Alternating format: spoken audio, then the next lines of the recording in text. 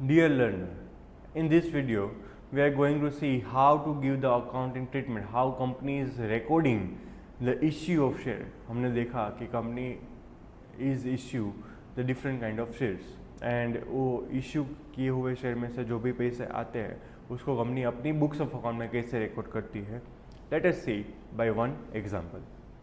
Mona Earth Mover Limited decided to issue 12,000 shares of rupees 100 each, payable at rupees 30 on application, 40 on allotment, 20 on first call and the balance on the second call. यानी कि 100 rupees का share है,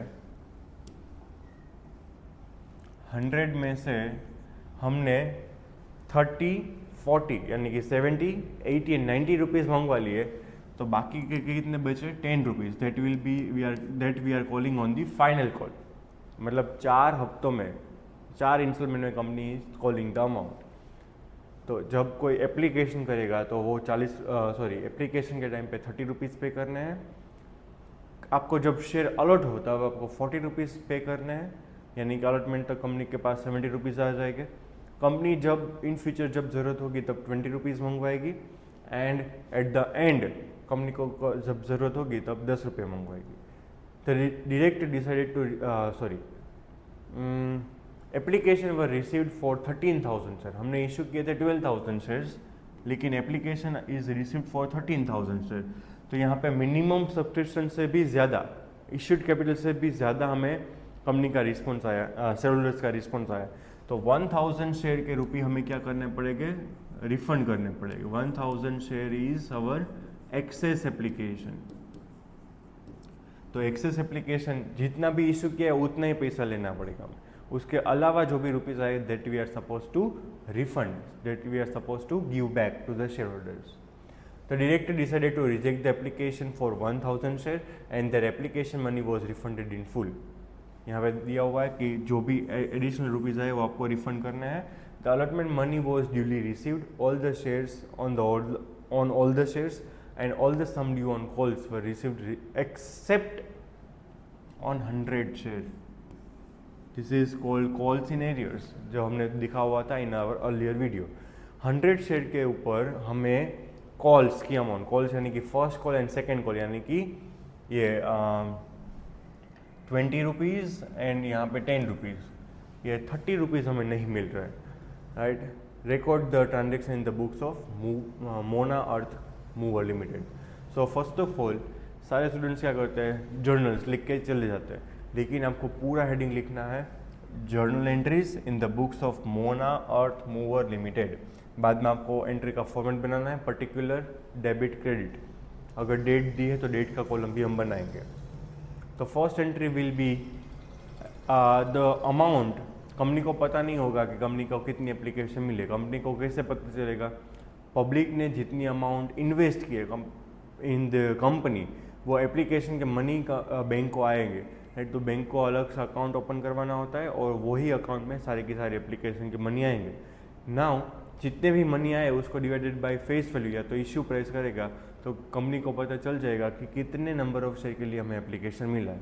तो first of all first entry होगी bank account debited to share application account. यहाँ पे 13,000 share के लिए एप्लीकेशन आई थी हमारे पास, मल्टीप्लाई बाय 30, तो बैंक में कितने रुपीज़ आए होंगे, 3,90,000. Now from this share application we are suppose to transfer the amount to this share capital. जितनी भी हमने इशू किया है उतनी ही हम अमाउंट कैपिटल में ट्रांसफर करते जाएंगे. Share application account debited to share capital account 3,60,000 and बाकी का जो एडिशनल 1,000 एक्सेस आया है 1,000 इंटू 30 वो हम क्या कर देंगे, रिटर्न कर देंगे. Share application account debited to bank account 30,000. Then after allotment के टाइम पे हमने मंगवाए थे 40 रुपीज़ पर शेयर. तो 12,000 शेयर हमने इशू किए थे, 12,000 शेयर हमने सब्सक्राइब किए थे, हमने कंफर्म कर दिया और उसका एप्लीकेशन मनी भी हमने ले लिए. अभी 12,000 शेयर जो भी है वो 12,000 शेयर्स के ऊपर हमें 40 रुपीज़ लिए हैं फॉर द अलॉटमेंट. जिसको भी हमने अलॉटमेंट किया वो पर शेयर 40 रुपीज़ पे करेगा. 12,000 इंटू 40, 4,80,000 उसकी एंट्री होगी share allotment account debit to share capital. अभी कंपनी ने मंगवाए रुपीज़ कि आपको हमने शेयर दिए, आप हमें रुपीज़ दो, this is called due entry, इसको बोलते हैं ड्यू एंट्री, कि भाई सबसे पहले कंपनी विल ड्यू कि भाई 4,80,000 आपको देना है, दिए नहीं है अभी तक, देना है। बाद में share holder will give response, share holder will give money and bank account debited to share allotment account, bank account debited to share allotment account, bank में रुपीज़ आएंगे, bank account will get debited, किसके rupees आए, share allotment के। यहाँ पे आपने जितना भी शेयर अलॉटमेंट डेबिट किया होगा उतना ही यहाँ पे क्रेडिट होगा, राइट। सो एंट्री क्या हो गई, बैंक अकाउंट, ये सामने सामने कैंसिल हो गया, शेयर अलॉटमेंट शेयर अलॉटमेंट, तो एंट्री क्या हुई, bank account debited to share capital, right. जैसे जैसे हम इंस्टॉलमेंट मंगवाते जाएंगे वैसे वैसे कैपिटल इंक्रीज होती जाएंगी एंड कैपिटल अकाउंट में हम डालते जाएंगे। Then after company is making final call, company ने बोला कि आपको फाइनल कॉल के रुपीज़ 12,000 शेयर होल्डर्स हमारे, 12,000 के ऊपर आपको 20 रुपीज़ पे करने हैं, मल्टीप्लाई बाई 20, पे करने हैं 20 रुपीज़ पर शेयर। अभी कंपनी को पता नहीं है कि वो 100 वाला शेयर होल्डर है, 100 शेयर के ऊपर हमें रुपीज़ नहीं मिल रहे, वो कंपनी को नहीं पता। कंपनी को ऐसा है कि भाई सारे के सारे पैसे मिल ही जाएंगे, तो कंपनी ने क्या किया, share first call account debit 2,40,000 receivable amount है, टू शेयर कैपिटल 2,40,000। नाउ जब बैंक में रुपीज़ आएंगे तब बैंक अकाउंट डेबिट होगा सिर्फ 2,38,000 से, तब हमें पता चलेगा कि 100 इंटू 20 रुपीज़ पर शेयर, यानी कि 2,000 रुपीज़ कंपनी को नहीं मिले। हमने कितने मंगवाए थे, 2,40,000, लेकिन आए हमारे पास कितने, 2,38,000, यानी कि 2,000 की वैल्यू की अमाउंट हमें अभी तक मिली नहीं है। To share first call account 2,38,000। यहाँ पे आप ऐसा भी लिख सकते हो, bank account debit 2,38,000, share first call account credited 2,38,000, to calls in arrears, ये आपको इन फ्यूचर लेना है, कॉल्स इन एरियर्स 2,000। अगर यहाँ पे 2,000 लिखते हो तो यहाँ पे 2,38,000 की बदले आएगा 2,40,000। दोनों तरीके से आप लिख सकते हो, both are the correct way.